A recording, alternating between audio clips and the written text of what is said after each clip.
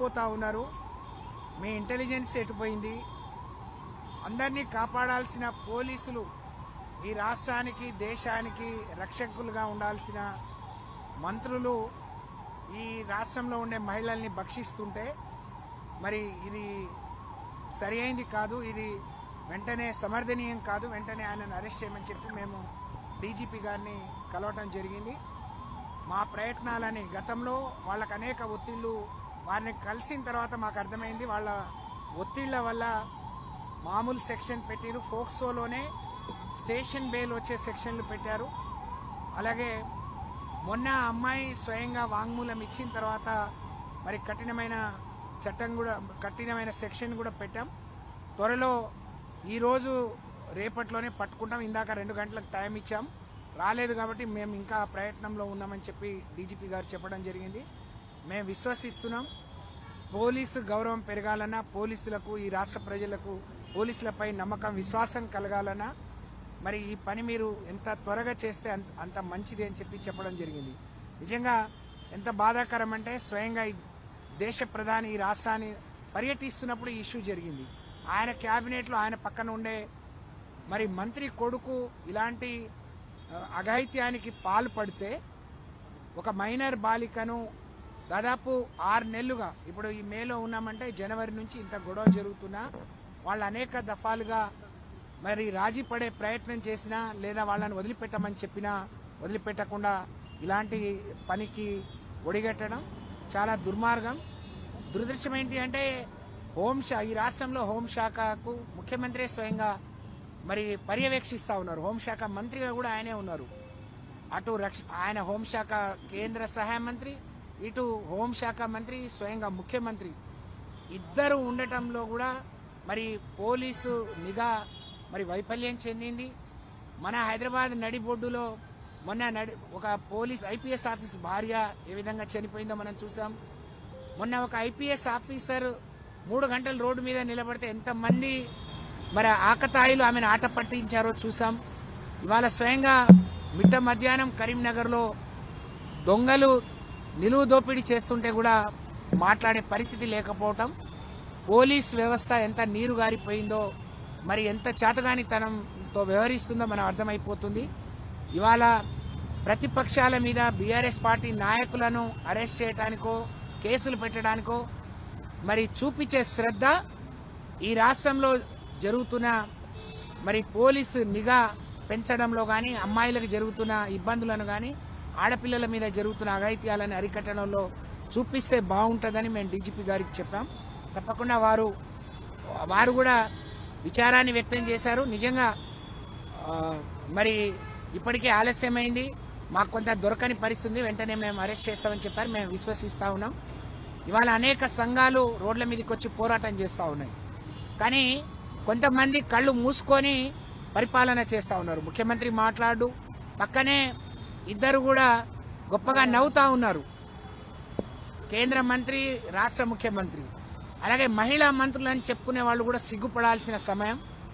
మహిళలకు ఇంత దౌర్భాగ్య పరిస్థితిలో ఉన్నా, ఒక ఆడపిల్లకి ఇంత అన్యాయం జరిగినా ఆ రోజు గొంతు చించుకొని మాట్లాడిన పెద్ద మనుషులు మరి ఎక్కడ వాళ్ళ నోర్లు ఎందుకు పడిపోయినాయో, వాళ్ళు ఎందుకు మాట్లాడలేకపోతున్నారో కూడా మరి సమాధానం చెప్పాలని డిమాండ్ చేస్తూ, ఒకవైపు బేటీ బచావో అని అంటారు, బేటీ పడావో, కానీ ఇక్కడ బేటా భగావో లేకపోతే బేటా బచావో అనే కార్యక్రమంలో బీజేపీ నాయకులు ఉన్నారు.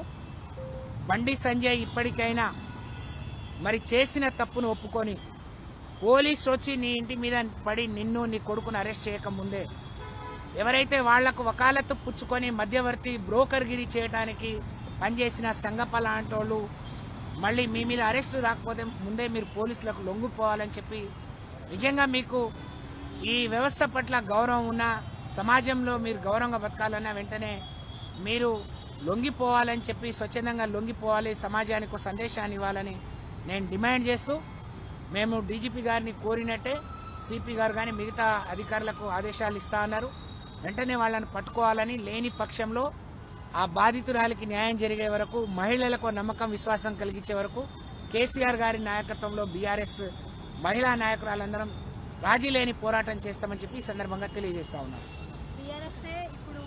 ఒక్క నిమిషం గా ఫోర్స్ చేసి ఈ కేసు గురించి ముందుకు తీసుకొస్తుంది అనే ఆరోపణలు వస్తున్నాయి. ఎంతవరకు నిజం? ఇప్పటి వరకు సత్యవతి రాథోడ్ గారు చాలా విషయాలు చెప్పడం జరిగింది. బండి సంజయ్ కొడుకు ఆయన చేసినటువంటి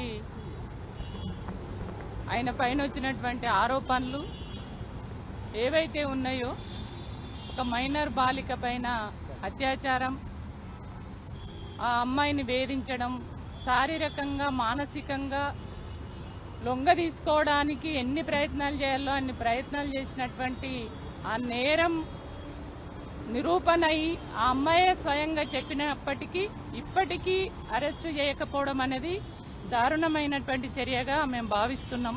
అందుకే డీజీపీ గారిని కలిసి ఇప్పటికైనా మీరు తక్షణమే చర్యలు తీసుకోండి, తక్షణమే నేరస్తుని అరెస్టు చేయండి అని అడిగినప్పుడు వారు సానుకూలంగా స్పందించి ఖచ్చితంగా మేము ఆ ప్రయత్నంలో ఉన్నాం, ఖచ్చితంగా త్వరలోనే పట్టుకోవడానికి మేము ప్రయత్నం చేస్తామనడం.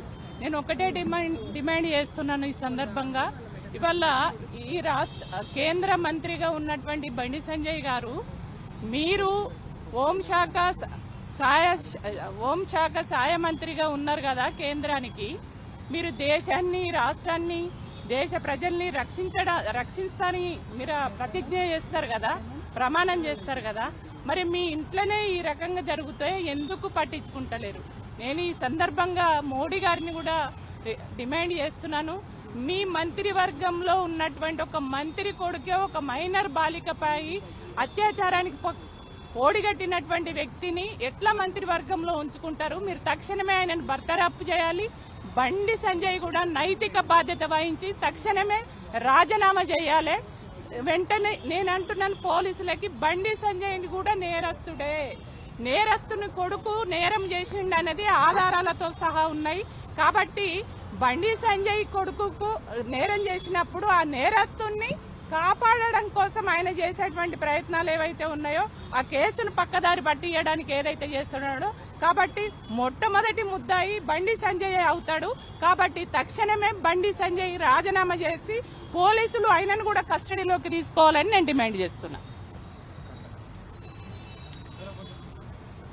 ఈరోజు బండి సంజయ్ గారి కుమారుడు బండి భగీరథ విషయం మీద మరి డీజీపీ గారిని కలవడం జరిగింది. వారికి మేము ఒక 5-6 విషయాలు వారి దృష్టికి తీసుకురావడం జరిగింది. కేసు అయి ఇప్పటికీ వారం రోజులు గడిచినా కానీ వెంటనే చర్య తీసుకోకపోవడం అనేది వారి దృష్టికి తీసుకొచ్చినాం.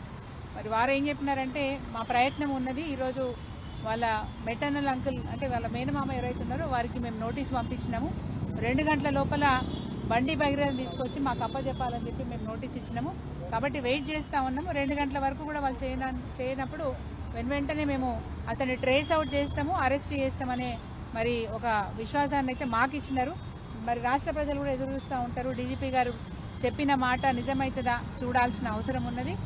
అదేవిధంగా మరి బండి సంజయ్ గారు కూడా ఈరోజు నిన్న బహిరంగంగా వారు మాట్లాడుతూ, ఎవరైతే నా కొడుకు మీద ఆరోపణ చేసినారో, ఎవరైతే మా మీద ఈ విధంగా ఏది మాట్లాడుతూ ఉన్నారో వాళ్ళందరి మీద నేను చూసుకుంటా, వాళ్ళ సంగతి చూస్తా అని చెప్పి బహిరంగంగా మాట్లాడుతున్నారు.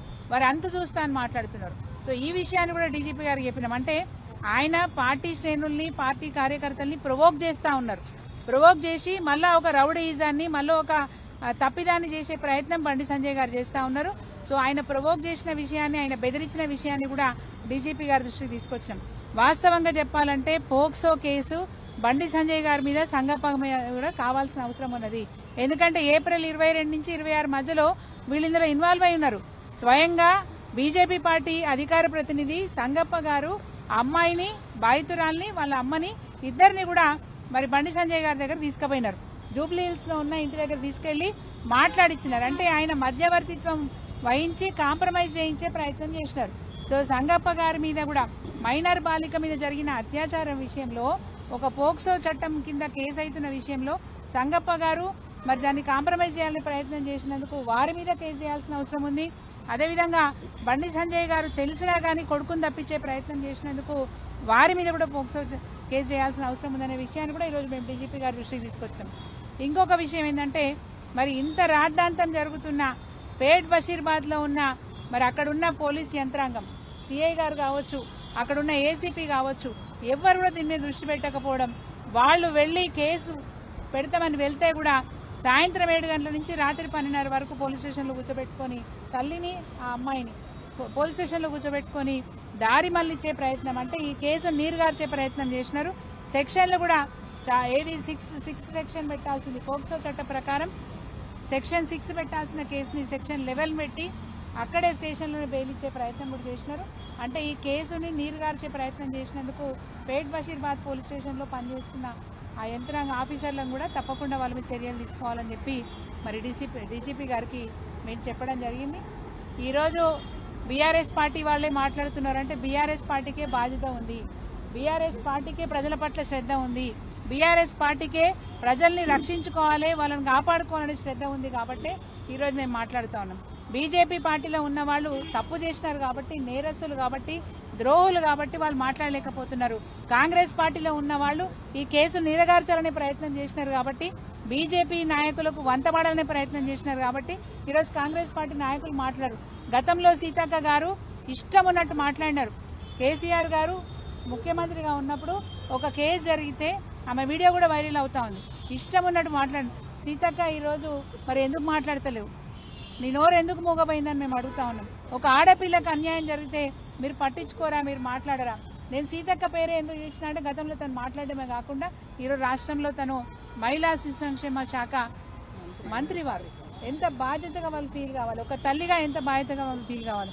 అందుకే ఈరోజు డీజీపీ గారికి ఈ విషయాలను దృష్టి తీసుకొచ్చి ఆ అమ్మాయి కుటుంబానికి న్యాయం జరిగేంత వరకు మా పోరాటం కొనసాగుతుందని చెప్పి డీజీపీ గారు కూడా ఈ విషయం చెప్పి వచ్చినాం.